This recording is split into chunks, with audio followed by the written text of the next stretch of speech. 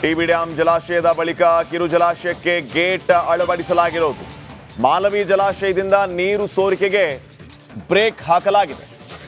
ವಿಜಯನಗರದ ಹಗರಿಬೊಮ್ಮನಹಳ್ಳಿ ತಾಲೂಕಿನ ಜಲಾಶಯ ಇದು. ಟಿಬಿ ಜಲಾಶಯದ ನಂತರ ಈ ಮಾಲವಿ ಜಲಾಶಯಕ್ಕೂ ಕೂಡ ಗೇಟ್ ಹಾಕುವಲ್ಲಿ ಯಶಸ್ವಿಯಾಗಿದೆ. ಈ ಮೂಲಕ ಮಾಲವಿ ಜಲಾಶಯದಿಂದ ನೀರು ಸೋರಿಕೆಗೆ ಬ್ರೇಕ್ ಬಿದ್ದಿದೆ.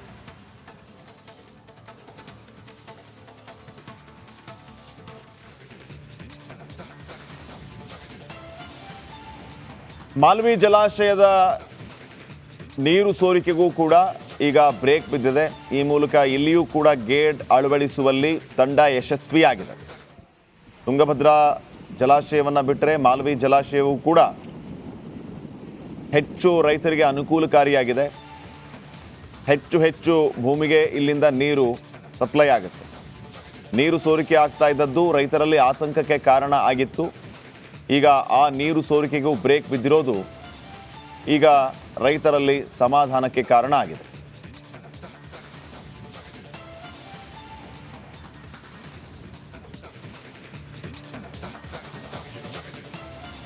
ರಾಘವೇಂದ್ರ ಸ್ವಾಮಿಗಳ 353ನೇ ಆರಾಧನಾ ಸಪ್ತರಾತ್ರೋತ್ಸವದ ಸಮಾರೋಪ ಸಮಾರಂಭದ ಅಂಗವಾಗಿ ಜಯನಗರ ಮಠದಲ್ಲಿನ ರಾಯರ ಬೃಂದಾವನಕ್ಕೆ ವಿಶೇಷ ಅಲಂಕಾರವನ್ನ ಮಾಡಲಾಗಿತ್ತು. ಕಾಣಿಯೂರು ಶ್ರೀಗಳಿಗೆ ಭವ್ಯ ಸ್ವಾಗತವನ್ನ ಈ ಸಂದರ್ಭದಲ್ಲಿ ಕೋರಲಾಯಿತು. ಗಜವಾಹನೋತ್ಸವ ಸ್ವರ್ಣ ಸಿಂಹಾಸನದಲ್ಲಿ ಕನಕಾಭಿಷೇಕದೊಂದಿಗೆ ನೃತ್ಯ ದಿಶಾ ಟ್ರಸ್ಟ್ನ 100ಕ್ಕೂ ಹೆಚ್ಚಿನ ವಿದ್ಯಾರ್ಥಿಗಳಿಂದ ಭರತನಾಟ್ಯ ಕಾರ್ಯಕ್ರಮವು ನೆರವೇರಿತು. ಶ್ರೀಮತಿ ದರ್ಶಿನಿ ಮಂಜುನಾಥ್ ಅವರ ನಿರ್ದೇಶನದಲ್ಲಿ ಭರತನಾಟ್ಯ ಕಾರ್ಯಕ್ರಮ ಜರುಗಿದ್ದು ಆರಾಧನಾ ಮಹೋತ್ಸವವು ಸಮಾಪ್ತಿಯಾಯಿತು. ಈ ಸಂದರ್ಭದಲ್ಲಿ ಆರ್.ಕೆ. ವಾದೀಂದ್ರ ಆಚಾರ್ಯ, ನಂದಕಿಶೋರ್ ಆಚಾರ್ಯ, ಶ್ರೀ ಸುಧೀಂದ್ರ ದೇಸಾಯಿ ಮತ್ತು ಅನೇಕ ಗಣ್ಯರು ಉಪಸ್ಥಿತರಿದ್ದರು. ಜಯನಗರ ರಾಯರ ಮಠದಲ್ಲಿ ನಡೆದಂತಹ ಈ ಸಪ್ತರಾತ್ರೋತ್ಸವ ವಿಶೇಷ ಕಾರ್ಯಕ್ರಮ ವಿಶೇಷವಾಗಿ ಸಂಪನ್ನಗೊಂಡಿತು.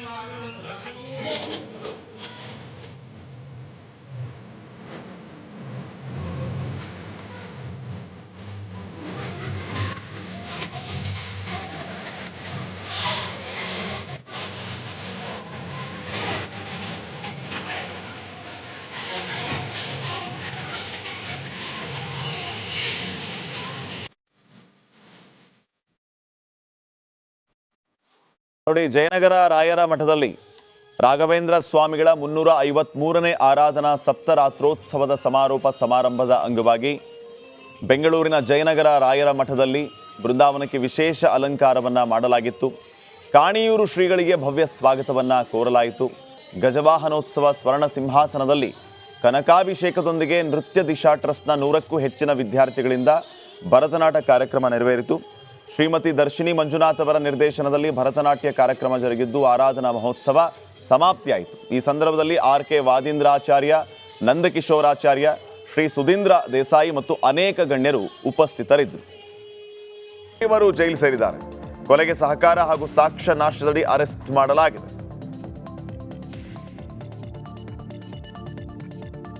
ಡಿ ಗ್ಯಾಂಗ್ ಟೀಮ್ ವಿರುದ್ಧ ಚಾರ್ಜ್ ಶೀಟ್ ರೆಡಿ ಆಗೋದರ ಜೊತೆಯಲ್ಲೇ ಲೀಗಲ್ ಸ್ಕ್ರೂಟ್ನಿ ನಡೀತಾ ಇದೆ. ಆರೋಪಿಗಳು ಕೊಲೆಯಲ್ಲಿ ಯಾವ ರೀತಿ ಭಾಗಿಯಾಗಿದ್ದಾರೆ, ಯಾರ್ಯಾರು ಯಾವ ರೀತಿ ಸಹಾಯ ಮಾಡಿದ್ದಾರೆ ಅನ್ನೋದ್ರ ಬಗ್ಗೆ ಪೊಲೀಸರು ಪರಿಶೀಲನೆಯನ್ನು ನಡೆಸ್ತಾ ಇದ್ದಾರೆ.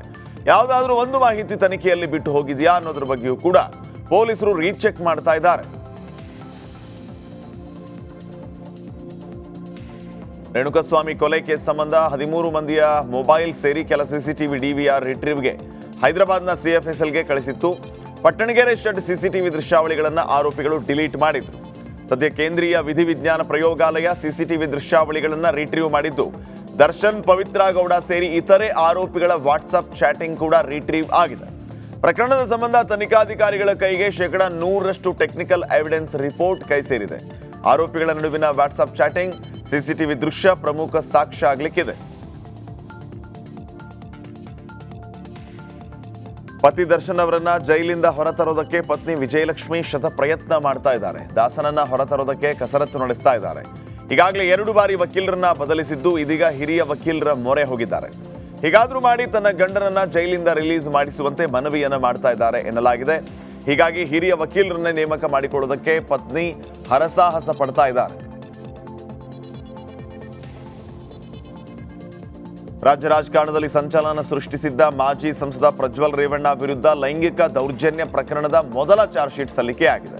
2144 ಪುಟಗಳ 137 ಸಾಕ್ಷ್ಯಗಳ ಸಂಗ್ರಹದ ದೋಷಾರೋಪ ಪಟ್ಟಿ 42ನೇ ಜನಪ್ರತಿನಿಧಿ ನ್ಯಾಯಾಲಯಕ್ಕೆ ಎಸ್ಐಟಿ ಸಲ್ಲಿಸಿದೆ.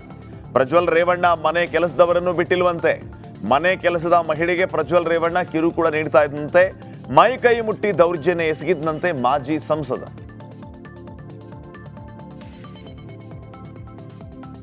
ಮಗನನ್ನೇ ಮೀರಿಸುವ ಮಟ್ಟಿಗೆ ಮಾಜಿ ಸಚಿವ ರೇವಣ್ಣ ವರ್ತಿಸಿದ್ದಾರೆ. ಹೊಳೆ ನರಸೀಪುರದಲ್ಲಿ ರೇವಣ್ಣಗೆ ಸೇರಿದ ಮನೆ ಇದೆ. ಅಲ್ಲಿಗೆ ಓರ್ವ ಹೆಣ್ಣನ್ನ ಮನೆ ಕೆಲಸಕ್ಕೆ ಭವಾನಿ ತೆಗೆದುಕೊಂಡಿದ್ರಂತೆ.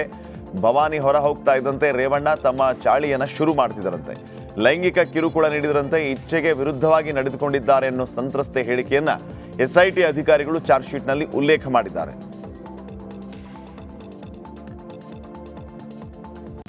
ಎಸ್ಐಟಿ ಸಲ್ಲಿಸಿದ ಆರೋಪ ಪಟ್ಟಿಯಲ್ಲಿ ಸ್ಫೋಟಕ ಮಾಹಿತಿ ಹೊರಬಿದ್ದಿದೆ.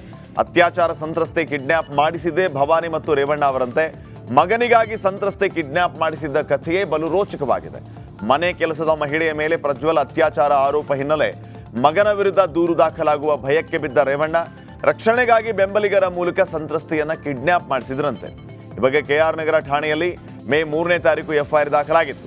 ತನಿಖೆ ಮಾಡಿದ ಎಸ್ಐಟಿ ಅಧಿಕಾರಿಗಳು ಭವಾನಿ ರೇವಣ್ಣ ಕಿಡ್ನಾಪ್ ಮಾಡಿಸಿದ್ರು. ಈ ಎಲ್ಲ ಆರೋಪಗಳು ಸತ್ಯ ಅಂತ ಚಾರ್ಜ್ ಶೀಟ್ನಲ್ಲಿ ಉಲ್ಲೇಖ ಮಾಡಿವೆ.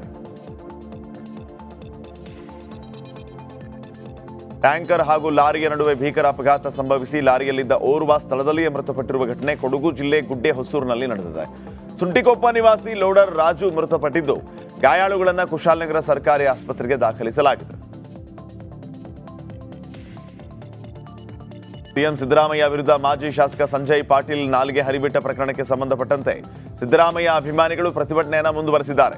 ಬೆಳಗಾವಿ ಜಿಲ್ಲೆಯ ಯರಗಟ್ಟಿ ಪಟ್ಟಣದ ಸಂಗೊಳ್ಳಿ ರಾಯಣ್ಣ ವೃತ್ತದಲ್ಲಿ ಪ್ರತಿಭಟನೆಯನ್ನು ನಡೆಸ್ತಾ ಇದ್ದಾರೆ. ಬೈಕ್ಗೆ ಲಗೇಜ್ ಆಟೋ ಡಿಕ್ಕಿಯಾಗಿ ಸವಾರ ಸ್ಥಳದಲ್ಲಿಯೇ ಮೃತಪಟ್ಟಿರುವ ದುರ್ಘಟನೆ ಕೋಲಾರದ ಬಂಗಾರಪೇಟೆ ತಾಲೂಕಿನ ದಿನ್ನಕುತ್ತೂರು ಗ್ರಾಮದ ಬಳಿ ನಡೆದಿದೆ. ಮಾಲೂರು ತಾಲೂಕು ನೀಡಮಾಕನಹಳ್ಳಿ ಗ್ರಾಮದ ನಾಗರಾಜ್ ಮೃತಪಟ್ಟಿದ್ದಾರೆ. ಲಾರಿ ಚಾಲಕ ಸ್ಥಳದಲ್ಲಿಯೇ ವಾಹನ ಬಿಟ್ಟು ಪರಾರಿಯಾಗಿದ್ದಾನೆ. ಸ್ಥಳಕ್ಕೆ ಬಂಗಾರಪೇಟೆ ಪೊಲೀಸರು ಭೇಟಿ ನೀಡಿ ಪರಿಶೀಲಿಸಿದ್ದಾರೆ. ಬಳ್ಳಾರಿಯಲ್ಲಿ ಹನುಮ ಭಕ್ತರು ಬೃಹತ್ ಬೈಕ್ ರ್ಯಾಲಿ ನಡೆಸಿದರು. ಮೋಕಾ ಗ್ರಾಮದಲ್ಲಿರುವ ಮರೂರು ಅಭಯ ಆಂಜನೇಯ ಸ್ವಾಮಿಯ 9ನೇ ವರ್ಷದ ಹನುಮ ಮಾಲಾಧಾರಣೆ ಹಿನ್ನೆಲೆ ಬೃಹತ್ ಬೈಕ್ ರ್ಯಾಲಿ ನಡೆಸಲಾಯಿತು. ಸಾವಿರಾರು ಹನುಮ ಭಕ್ತರು ರ್ಯಾಲಿಯಲ್ಲಿ ಭಾಗಿಯಾಗಿದ್ದರು. ಸಮಾಜ ಸೇವಕಿ ಮಂಜು ಮೋದಿ ರ್ಯಾಲಿಗೆ ಚಾಲನೆಯನ್ನು ನೀಡಿದರು. ಬೈಕ್ ರ್ಯಾಲಿಯಲ್ಲಿ ಮಾಜಿ ಶಾಸಕ ಸೋಮಶೇಖರ್ ರೆಡ್ಡಿ, ಬಿಜೆಪಿ ಅಧ್ಯಕ್ಷ ಅನಿಲ್ ನಾಯ್ಡು ಸೇರಿದಂತೆ ಬಿಜೆಪಿ ಜೆಡಿಎಸ್ ನಾಯಕರು ಭಾಗಿಯಾಗಿದ್ದರು.